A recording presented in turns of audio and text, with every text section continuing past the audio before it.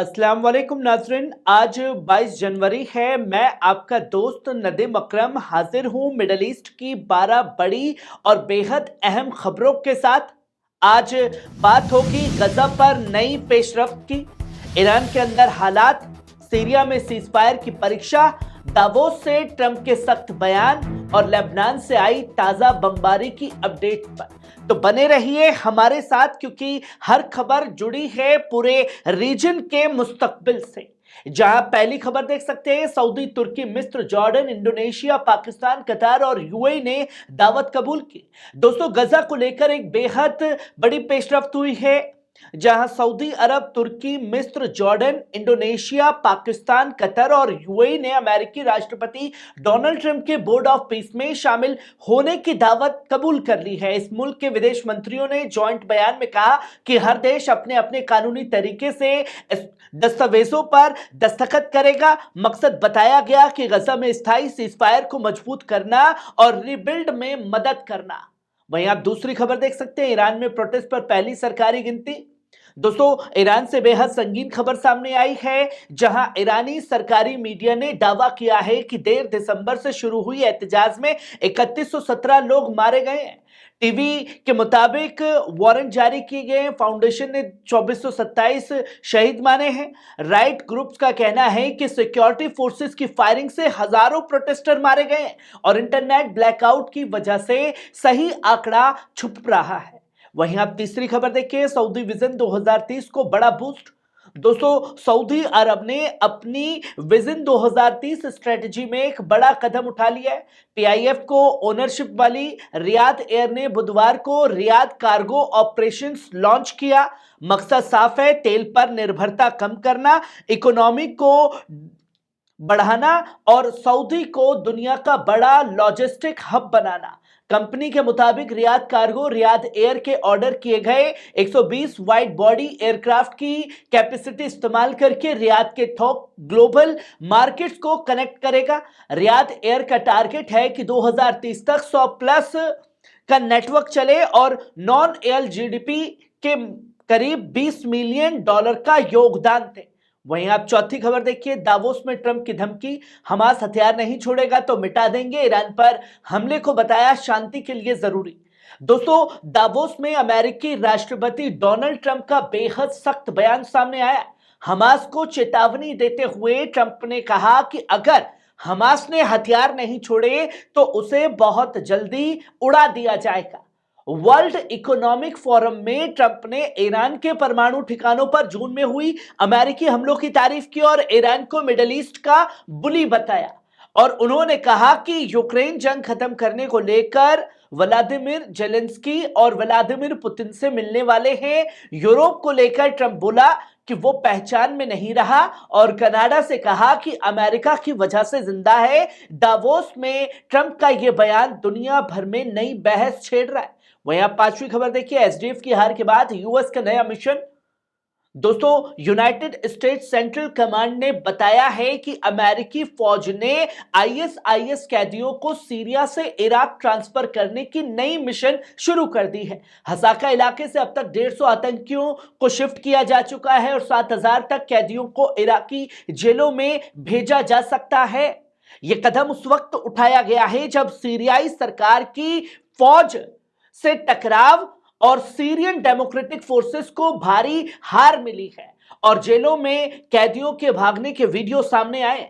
CENTCOM commander board कॉर्पर ने कहा कि ट्रांसफर आईएसआईएस के दोबारा उभार को रोकने के लिए जरूरी है। वहीं आप छठी खबर देख सकते हैं, शरह को सख्त संदेश। दोस्तों, मिडिल ईस्ट से बड़ी अपडेट सामने आई। अमेरिकी central command, US central command के टॉप जनरल ब्रैड कूपर ने सीरिया के राष्ट्रपति अहमद अल शरा से बातचीत की। सेंटकॉम के मुताबिक अल शरा को साफ लहजे में संदेश दिया गया है कि सीरियन डेमोक्रेटिक फोर्सेस के साथ सीज फायर का पूरी तरह पालन किया जाए और आईएसआईएस कैदियों को सीरिया से इराक शिफ्ट करने में कोई रुकावट न डाली जाए। अमेरिका ने बताया कि अब तक 150 आईएसआईएस आतंकियों को शिफ्ट किया जा चुका है, जिसकी तस्वीरें लोगों के सामने आई हैं। वहीं आप सातवीं खबर देख सकते हैं, ग्रीनलैंड पर ट्रंप का नया दावा, फौज नहीं भेजेंगे लेकिन कंट्रोल अमेरिका का ही होगा। दोस्तों, दावोस से अमेरिका का राष्ट्रपति डोनाल्ड ट्रंप का एक और बड़ा बयान है। ट्रंप ने कहा है कि वे ग्रीनलैंड पर कब्जे के लिए फौजी ताकत का इस्तेमाल नहीं करेगा, लेकिन उनका दावा है कि अमेरिका के अलावा कोई भी देश ग्रीनलैंड को सुरक्षित नहीं रख सकता। वर्ल्ड इकोनॉमिक फोरम में ट्रंप ने बोला, यह बस बर्फ का एक टुकड़ा नहीं है और इसके लिए तुरंत बातचीत चाहते हैं। नाटो और यूरोप में बेचैनी के बीच ट्रंप का यह बयान दावोस की सबसे चर्चित बात बन गया है। वहीं आप आठवीं खबर देखिए, पुतिन अमेरिका का ऐलान। दोस्तों, रूसी राष्ट्रपति व्लादिमीर पुतिन ने बड़ा ऐलान किया है। पुतिन ने कहा है कि वो गुरुवार को अमेरिकी दूत स्टीव विटकॉफ और जारेड कुशनर से यूक्रेन जंग के हालात पर बातचीत करेंगे। पुतिन ने यह भी कहा कि जंग से तबाह इलाकों को रिकवरी के लिए फ्रीज की गई रूसी संपत्तियों के इस्तेमाल पर चर्चा होगी। साथ ही उन्होंने यह भी कहा कि ग्रीनलैंड की कीमत 200 से 250 मिलियन डॉलर हो सकती है। इतना ही नहीं, पुतिन ने पीस काउंसिल को $1 बिलियन देने की पेशकश की है और बताया कि अमेरिकी राष्ट्रपति डोनाल्ड ट्रंप के इस काउंसिल में शामिल होने के प्रस्ताव पर रूस सही वक्त पर जवाब देगा। वहीं आप नौवीं खबर देखिए, दक्षिण लेबनान पर इजरायली बमबारी, 19 घायल, पत्रकार भी निशाने पर। दोस्तों, दक्षिण लेबनान से इस वक्त बेहद गंभीर खबर सामने आई है। इजरायली हमलों में 19 लोग घायल हुए हैं, जिनमें कई पत्रकार भी शामिल हैं। लेबनान के स्वास्थ्य मंत्रालय के मुताबिक साइदा और नबातीय इलाकों में इजरायली लड़ाकू विमानों ने कनारित, कफूर और जर्जुआ जैसे कस्बों पर जोरदार हवाई हमले किए। कनारित से रिपोर्टिंग कर रहे कम से कम 10 पत्रकार हमले की चपेट में आए हैं। लेबनानी सेना ने इन हमलों को संप्रभुता का खुला उल्लंघन बताया है और साफ तौर पर कहा कि यह कार्रवाई यूएन रेजोल्यूशन 1701 और सीज फायर समझौते की सीधी अवहेलना है। दक्षिण लेबनान में हालात तेजी से बिगड़ते जा रहे हैं।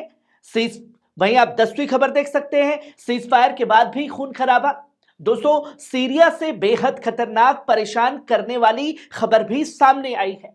4 दिन के सीज फायर के बावजूद कसद पर हमले का आरोप लगा है, जिसमें से 11 लोगों की मौत और 25 से ज्यादा लोग घायल हो गए हैं। सीरियाई सेना का कहना है कि हसक और पूर्वी अलेप्पो में कसद ने बख्तरबंद गाड़ियों से हमला किया, जिसमें 4 सैनिक शहीद हुए। हालांकि कसद ने आरोपों को नकारते हुए इसे विस्फोटक ले जाते वक्त हुआ हादसा बताया है। रियाजी तौर पर हालात बेहद नाजुक है और डर है कि यह सीजफायर कभी भी पूरी तरह टूट सकता है। वहीं आप 11वीं खबर देखिए, गजा पर सच बोलना महंगा पड़ा। दोस्तों, गजा के हक में आवाज उठाने की कीमत हॉलीवुड में भी चुकानी पड़ रही है, जिसकी तस्वीरें सामने आई हैं। स्पेनिश सुपरस्टार्स जेवियर बैरडम को प्रोडक्शन जॉइंट परमाउंट पिक्चर्स की ब्लैकलिस्ट में डाल दिया गया है। बारदेम ने साफ कहा, मुझे अफसोस नहीं, मुझे फख्र है। मैं उन कंपनियों के खिलाफ हूं जो गजा स्ट्रिप में हो रही तबाही और जुल्म का साथ दे रही हैं। बारदेम बोले, हम किसी मजहब या कौम के खिलाफ नहीं हैं। हम जुल्म, अपार्थाइड और गैर कानूनी कब्जे के खिलाफ हैं। आज सवाल करियर का नहीं, जमीर का है। वहीं आप आखिरी और 12वीं खबर देखिए, अल होप में दाखिल हुई सीरियाई फोर्स। दोस्तों, सीरिया के अल होल कैंप से बड़ी अपडेट भी है। आज सीरियाई सुरक्षा बलों ने इस कैंप का कंट्रोल संभाल लिया है, जहां आईएस परिवारों के हजारों लोग रहते हैं। यह कदम सीरियन डेमोक्रेटिक फोर्सेस के पीछे हटने के बाद उठाया गया है और दमिश्क व कसद के बीच 4 दिन के सीजफायर के साथ फोर्स मर्जर पर बातचीत चल रही है। अमेरिकी दूत टॉम बैरक ने कहा कि आईएसआईएस के खिलाफ जमीन पर कसद की भूमिका अब लगभग खत्म हो चुकी है और अब सीरिया खुद सुरक्षा संभाल सकता है। नजरें अब इस पर हैं कि यह समझौता वाकई स्थिरता लाता है या नहीं ला पाता है। नाजरीन, ये थी मिडल ईस्ट की 12 सबसे बड़ी अहम खबरें। आपको कैसी लगी कमेंट बॉक्स में आकर के अपनी राय जरूर दीजिएगा। शुक्रिया।